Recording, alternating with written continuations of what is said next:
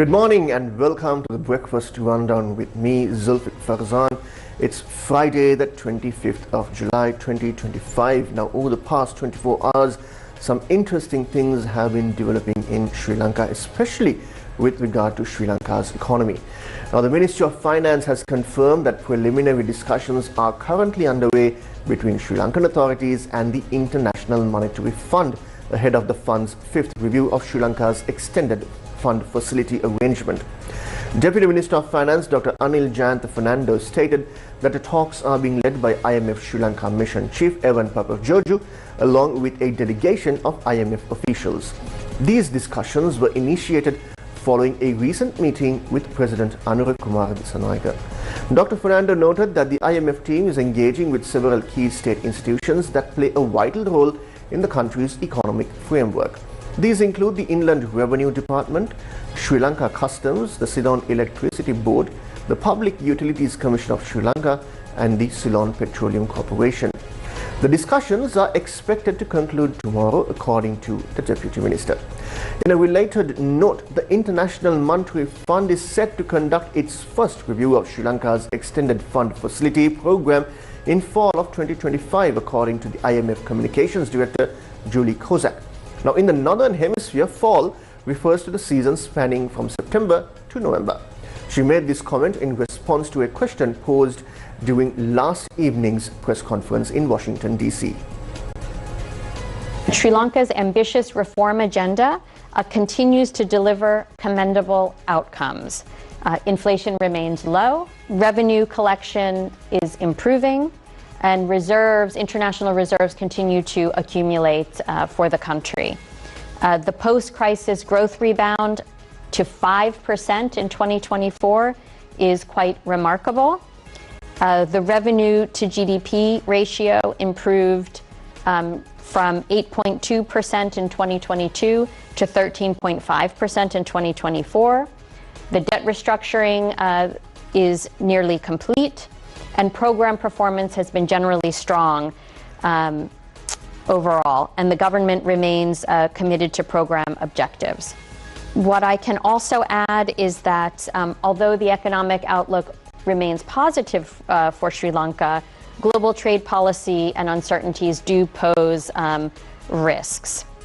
And so as the team moves forward to the fifth review, which we expect will be held in the fall, they will, of course, be looking at the overall and making an overall assessment of Sri Lanka's economy, including any implications from trade tensions or uncertainty. And of course, that will be, they will take that into account in discussions with the authorities on policies and all of the program matters as part of the fifth review. Now, the next story that I'm about to tell you is about a development project that many over the years have dubbed as a white elephant, and some even called it an unnecessary project. So what's this story? The Ministry of Transport, Highways, Ports and Civil Aviation has announced the launch of a fresh call for private sector expressions of interest to develop operations and infrastructure at the Mattala Rajapaksa International Airport, or MRIA. Deputy Minister Ruwan Kodituaku stated that a cabinet paper will be submitted to formalize the process and attract new investors to the underutilized facility. Now, previously, cabinet approval had been granted to hand over airport operations to a Russian-Indian joint venture, but the agreement was later abandoned. One party involved had been subject to US sanctions, raising concerns over national airspace sovereignty and prompting the government to withdraw from the deal. The Deputy Minister emphasized that the government will carefully evaluate all proposals received through the new call for interest and select suitable investors to revitalize the airport. Currently, MRIA incurs an annual loss of approximately 3 billion Sri Lankan rupees. At the same time, the same ministry, the Ministry of Transport, Highways, Ports and Civil Aviation, has announced a significant cost reduction in the software maintenance contract for printing driver's licenses, saving 156 million rupees through a competitive tender process.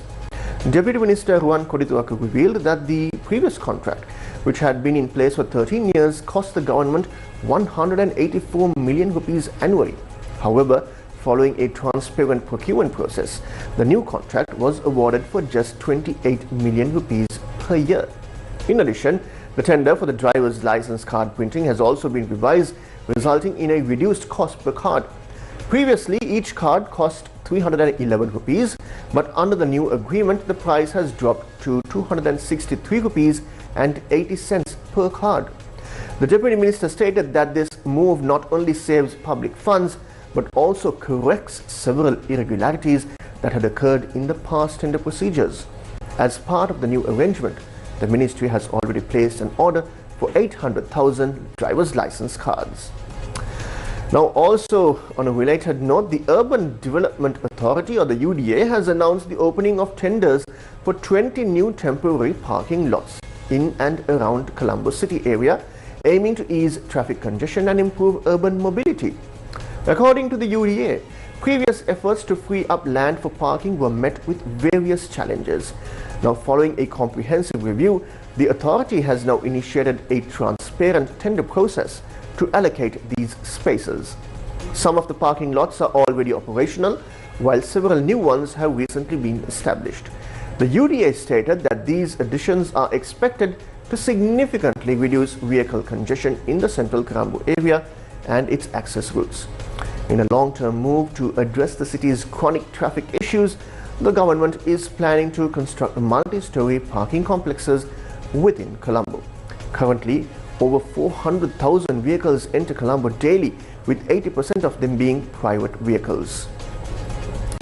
Now, the Ministry of Public Security has announced that 67 Sri Lankan organized crime suspects hiding abroad have been targeted with Interpol red notices as part of an intensified crackdown on transnational criminal networks. Minister Ananda Vijaypala stated that some of these individuals have used forged passports to evade detection, making it difficult to trace their exact whereabouts. However, intelligence has revealed the countries where many of them are currently hiding.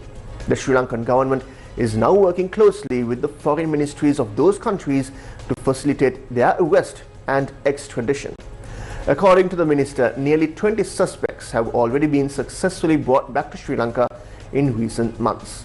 Investigations have revealed that a significant portion of the country's drug trafficking and contract killings are being orchestrated by these overseas-based criminal syndicate members.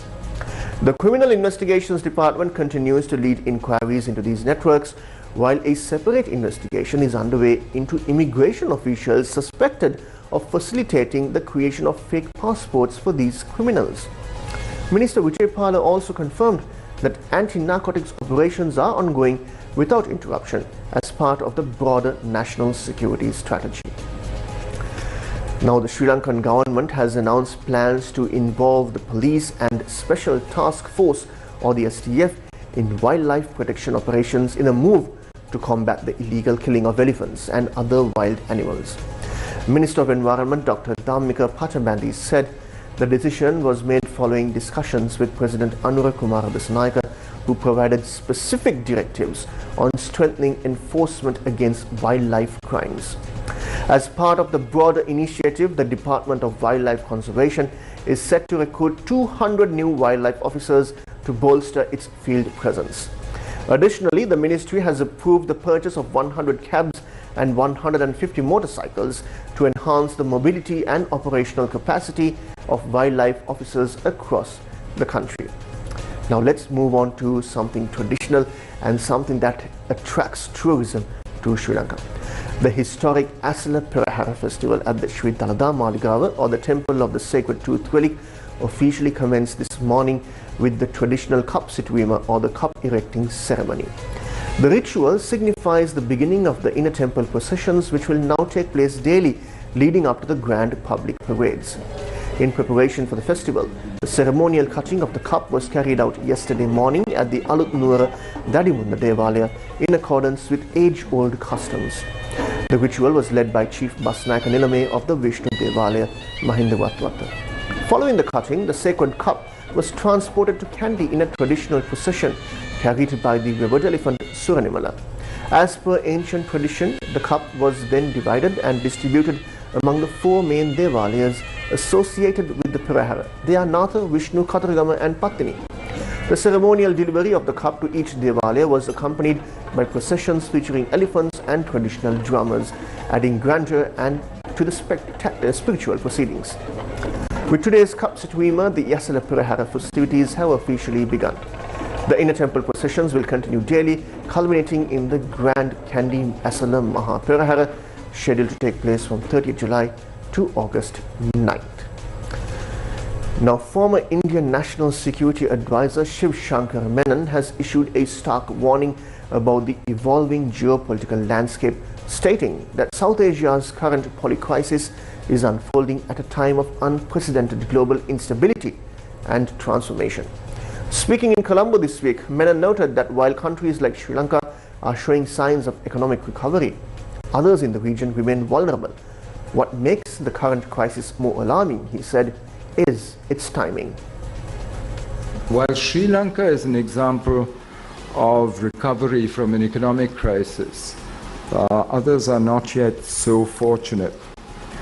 But what makes this polycrisis in South Asia different and more worrying than previous such instances is that it's occurring when the world is also undergoing a major phase transformation. The international system itself is going through change, uncertainty, conflict, displacement are at levels unseen since World War II. And the tremendous imbalance of power that supported a Western-led order after World War II no longer exists. And there's very little prospect, to my mind, of another world order emerging. Instead, all the great powers are today revisionists. They're dissatisfied with the state of the world, and they all say they don't like their place in it, they want to change it. So unilateral military interventions, flouting international laws and norms, have become commonplace in the last 2 decades. Everyone tries their luck in a disorderly world. They all think they have a chance to try and chase their own agendas. So the so-called Western liberal rule-based order died not at the hands of its opponents, but of its creators. And changes within the US and Europe have actually turned geopolitics upside down, and there's no going back. Now, the Met Department says that showers will occur at times in the western, Sabaragamuwa and central provinces and in the Gaul and Mathura districts. Several spells of showers may occur in the northwestern province. Strong winds of about 55 to 60 kilometers per hour can be expected at times over western slopes of the central hills and in northern, north central and central provinces, as well as Putlam, Trincomalee, Monaragala and Hambantota districts. The Met Department says fairly strong winds of about 40 to 50 kilometers per hour can be expected at times elsewhere. Now, as usual, the general public is requested to take adequate precautions to minimize damages caused by strong winds and also lightning accidents. And with that, this week's edition of the Breakfast Rundown comes to an end. I will meet you again next Monday with more stories and developing international news taking place over the weekend. So if you want to keep yourself updated, follow us on our social media handles on Facebook, Instagram, X, YouTube and TikTok, and also subscribe to our WhatsApp network and our WhatsApp channel where all these stories come to our palm-held devices. Until I meet you again, take care and stay safe.